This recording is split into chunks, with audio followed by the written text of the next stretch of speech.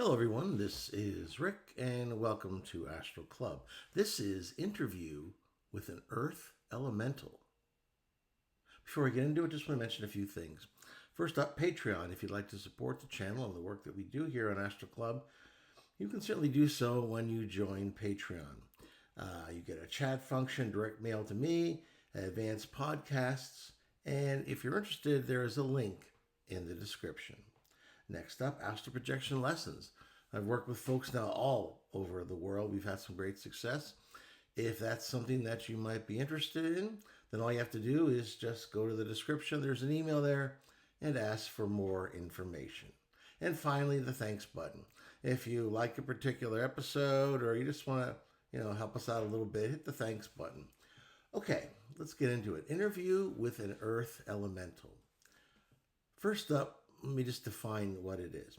An earth elemental in occult literature is a humanoid creature composed of rock, soil, and gems, embodying the classic element of earth, known for immense strength, slow movement, and ability to glide through stone.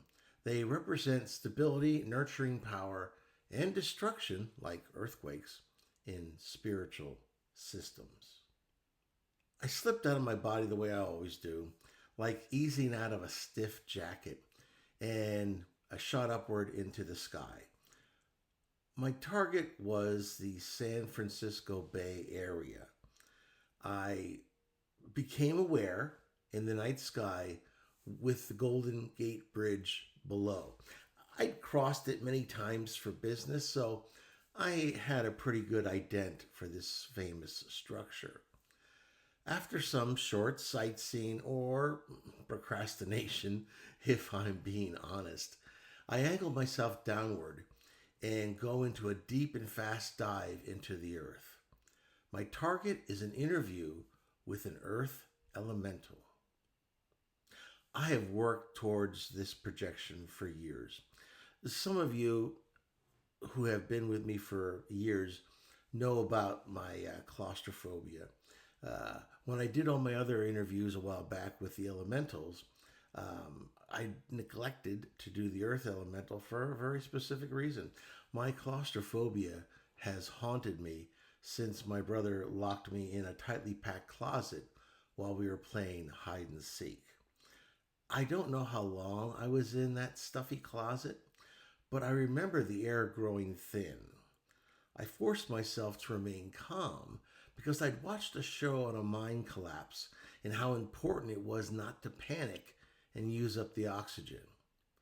I remember fatalistically thinking that this is how I would die, suffocating in some damn closet crammed next to old clothing and board games. Thankfully, my sister came home earlier than expected and released me. I collapsed in her arms, my face gray and my fingertips turning a lovely purple color. In preparation for this interview, I self-hypnotized myself, planting the suggestion that my astral cord is an oxygen tube connected to me wherever I go.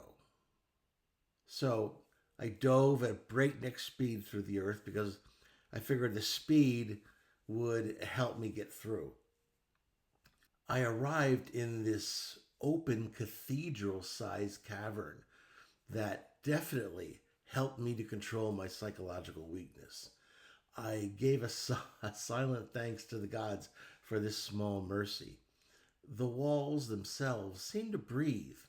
I could almost feel the pressurized air moving about throughout this subterranean pit.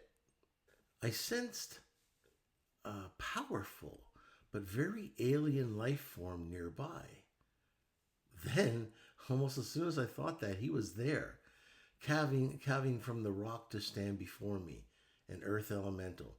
He didn't rise dramatically from the earth. There was no lava theatrics, no glowing eyes. I think that would be tacky, though. You know, he's really already there, formed of compacted ages, basalt skin veined with quartz, eyes like fault lines filled with dim amber light. His voice arrived before his mouth even moved, transmitted through vibration rather than sound. which of course my telepathic senses was able to interpret. You stand lightly, Walker. That's what he called me for some reason. Yeah, I said, perk of not having a body. I'm Rick. Slightly sarcastic astral projector. Thanks for not collapsing the cavern while I'm visiting. There was a pause. A sensation like amusement rippled through the rock. I am called many things: root holder, weight bearer. In your older languages, well, earth elemental will suffice. I floated closer. So let's start with the basics. Origin story.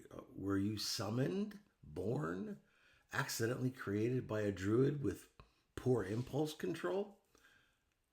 I emerged when the land first learned to hold itself together.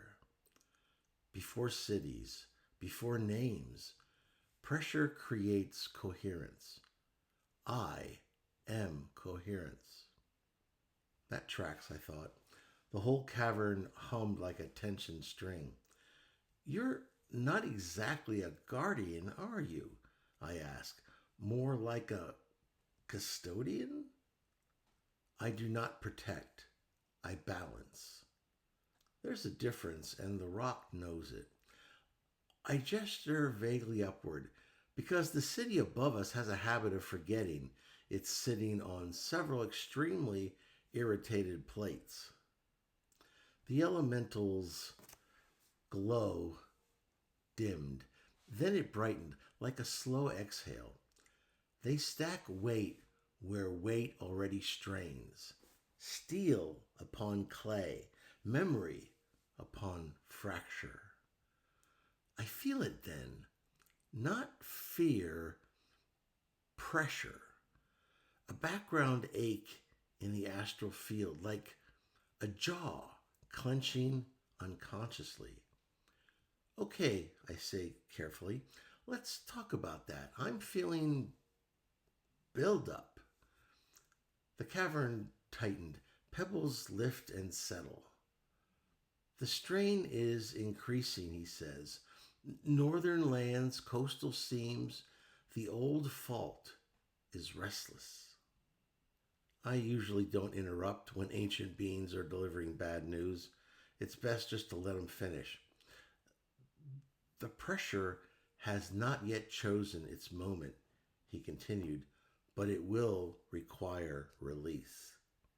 And when it does, I say, San Francisco gets a very educational reminder of plate tectonics. Another pause, longer this time. Yes. Well, that's not great. How bad, I ask? Like rattle the dishes bad? Social media panic bad? History book chapter bad? The elemental didn't answer immediately. The stone just seemed to groan around us.